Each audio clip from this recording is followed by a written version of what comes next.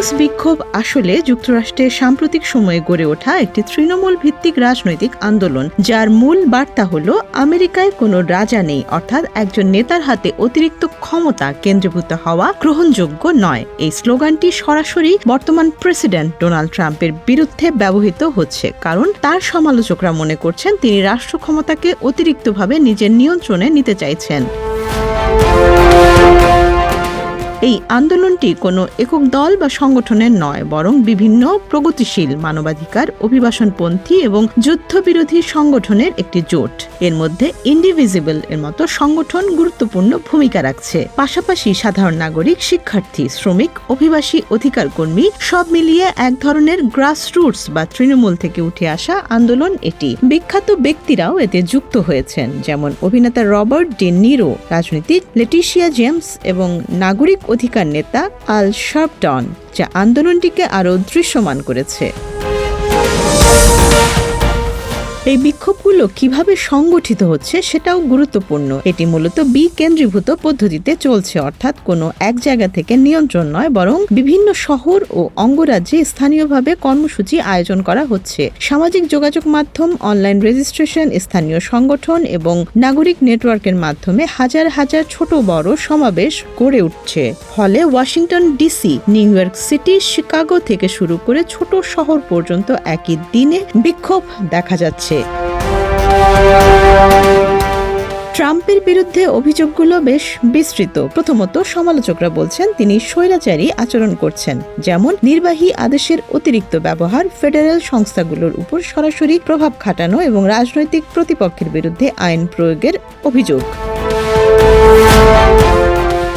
দ্বিতীয়ত, তার কঠোর অভিবাসন নীতি, বিশেষ করে অভিবাসন সংস্থা ICE এর অভিযান অনেকের কাছে মানবাধিকার লঙ্ঘনের মতো মনে হচ্ছে। তৃতীয়ত, ইরানের বিরুদ্ধে যুক্তরাষ্ট্র ইসরায়েলের সামরিক হস্তক্ষেপ নিয়ে বড় ধরনের ক্ষোভ রয়েছে। বিক্ষোভকারীরা এটিকে অপ্রয়োজনীয় যুদ্ধ ও সাম্রাজ্যবাদী নীতি হিসেবে দেখছেন। এর সঙ্গে যুক্ত হয়েছে মূল্যস্ফীতি, জীবনযাত্রার ব্যয় বৃদ্ধি এবং সামাজিক বৈষম্য, যা সাধারণ মানুষের অসন্তোষকে আরও বাড়িয়েছে। পুলিশ বা আইনশৃঙ্খলা বাহিনীর বাধা দেওয়ার পেছনে কয়েকটি কারণ আছে। বড় জনসমাগমে নিরাপত্তার ঝুঁকি থাকে, বিশেষ করে যখন পাল্টা বিক্ষোভকারীরা উপস্থিত থাকে, যেমন ট্রাম্প সমর্থক গোষ্ঠীগুলোর সঙ্গে কিছু জায়গায় উত্তেজনা দেখা গেছে। অতীতে কিছু বিক্ষোভে সহিংসতার ঘটনা ঘটেছে, এমনকি প্রাণহানিও হয়েছে। তাই অনেক শহরে পুলিশ কড়াকড়ি নিরাপত্তা, গ্রেপ্তার বা ছত্রভঙ্গ করার চেষ্টা করেছে। তবে সমালোচকরা বলছেন এটি কখনো কখনো রাজনৈতিকভাবে প্রভাবিত দমন নীতিতেও পরিণত হচ্ছে। ট্রাম্প প্রশাসনের প্রতিক্রিয়া বেশ তীব্র। হোয়াইট হাউসের পক্ষ থেকে এই বিক্ষোভকে তুচ্ছ করে ট্রাম্প ডিরেঞ্জমেন্ট থেরাপি বলা হয়েছে, অর্থাৎ তারা এটিকে এক ধরনের অতিরঞ্জিত আবেগপ্রসূত বিরোধিতা হিসেবে দেখতে চেয়েছে। ট্রাম্প নিজেও আগের বিক্ষোভগুলো নিয়ে ব্যঙ্গাত্মক প্রতিক্রিয়া দিয়েছেন এবং সাধারণত এগুলোকে বামপন্থী অর্থায়িত বা রাজনৈতিক উদ্দেশ্য প্রণোদিত বলে দাবি করেন। এখন বড় প্রশ্ন, এই বিক্ষোভ কি ট্রাম্পকে ক্ষমতা থেকে সরাতে পারবে বা নীতিতে পরিবর্তন আনতে পারবে? বাস্তবতা হলো যুক্তরাষ্ট্রে কোনো প্রেসিডেন্টকে সরানোর প্রক্রিয়া নির্বাচনের মাধ্যমে বা কংগ্রেসের অভিশংসন প্রক্রিয়ার মাধ্যমে হয়। রাস্তার বিক্ষোভ সরাসরি কাউকে ক্ষমতা থেকে নামাতে পারে না, তবে এটি জনমত গঠনে বড় ভূমিকা রাখে, যা ভবিষ্যৎ নির্বাচন বা রাজনৈতিক চাপ তৈরিতে প্রভাব ফেলতে পারে।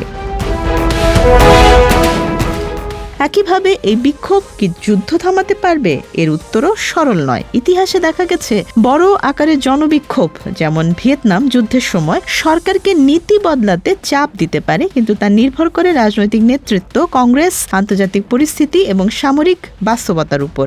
বর্তমান পরিস্থিতিতে এই বিক্ষোভগুলো যুদ্ধের বিরুদ্ধে জনমতকে শক্তিশালী করছে, কিন্তু তাৎক্ষণিকভাবে যুদ্ধ থামিয়ে দেবে এমন নিশ্চয়তা নেই। সব মিলিয়ে নো কিংস আন্দোলন যুক্তরাষ্ট্রের ভেতরে গভীর রাজনৈতিক বিভাজনের প্রতিফলন। একদিকে ক্ষমতার কেন্দ্রীকরণ ও যুদ্ধনীতির বিরুদ্ধে বড় অংশের জনগণ রাস্তায় নামছে, অন্যদিকে সরকার ও তার সমর্থকরা এটিকে গুরুত্বহীন বা রাজনৈতিক নাটক হিসেবে দেখাতে চাইছে। এই টানাপোড়েনই এখন আমেরিকার অভ্যন্তরীণ রাজনীতির একটি বড় বৈশিষ্ট্য হয়ে দাঁড়িয়েছে।